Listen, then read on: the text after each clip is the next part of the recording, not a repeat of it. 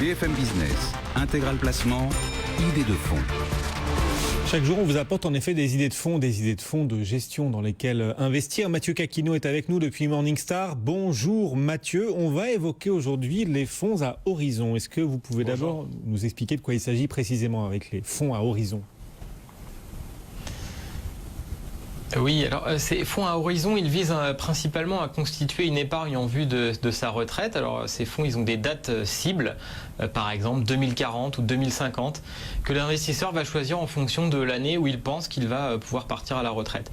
Alors du point de vue de leur fonctionnement, le portefeuille de ces fonds, il est investi initialement dans des actifs plus risqués mais aussi plus rentables, comme par exemple les actions, les obligations à haut rendement.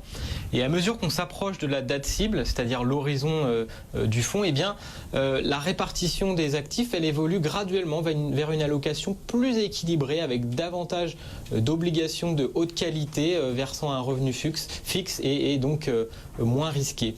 Les fonds à horizon, ils n'ont pas encore rencontré un franc succès en Europe. Le marché reste largement dominé par les pays scandinaves, la Suède en tête, où en Suède, ce type de fonds reçoit une petite partie des contributions retraite obligatoires. En France, ils ont été introduits au début des années 2000 et la collecte a toujours pas décollé chez nous, puisqu'il y a moins de 2 milliards d'euros d'encours sous gestion dans ces fonds à horizon en France. À titre de comparaison, l'industrie des fonds à horizon aux États-Unis, d'où le concept a été importé, eh bien, elle représente presque 1000 milliards de dollars d'encours à fin 2017. Pourtant, ces fonds à horizon présentent certains atouts, Mathieu. Oui, le principal atout de ces fonds, c'est qu'ils sont finalement assez simples d'utilisation. Ils peuvent permettre d'être une solution attractive pour les épargnants qui veulent investir sur le long terme pour leur retraite. En fait, ce type de fonds, il encourage également l'investisseur à allonger son horizon de placement et à éviter de faire des changements trop fréquents dans son portefeuille. Maintenant, le travail de sélection de ces fonds, il n'est pas forcément facile. Il ne faut pas hésiter à se faire aider par un conseiller financier, mais on peut déjà suivre quelques règles de base pour choisir ces fonds. La première, c'est de faire attention aux frais de gestion, puisque avec un tel fonds, on investit avec un horizon d'investissement de 20, 25 ou même 30 ans, et année après année, des frais trop élevés vont entamer la performance du fonds. L'investisseur, il doit également s'assurer que l'allocation d'actifs et son évolution dans le temps, elle est conforme à sa tolérance pour le risque, parce qu'il y a certains fonds à horizon qui ont des allocations plus agressives que d'autres. Et puis au-delà de l'allocation d'actifs de ces fonds, la façon dont ils vont s'exposer à ces classes d'actifs mérite aussi la plus grande attention.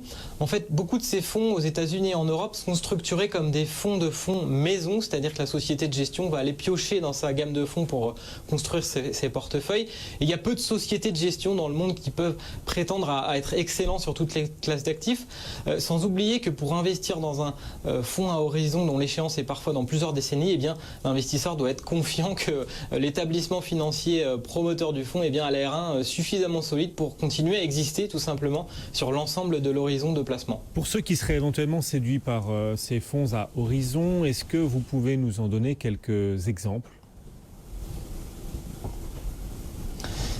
Alors, il en existe très peu. Une soixantaine de fonds à horizon sont disponibles à la vente en France et nous n'avons pas encore de notes sur ces fonds-là.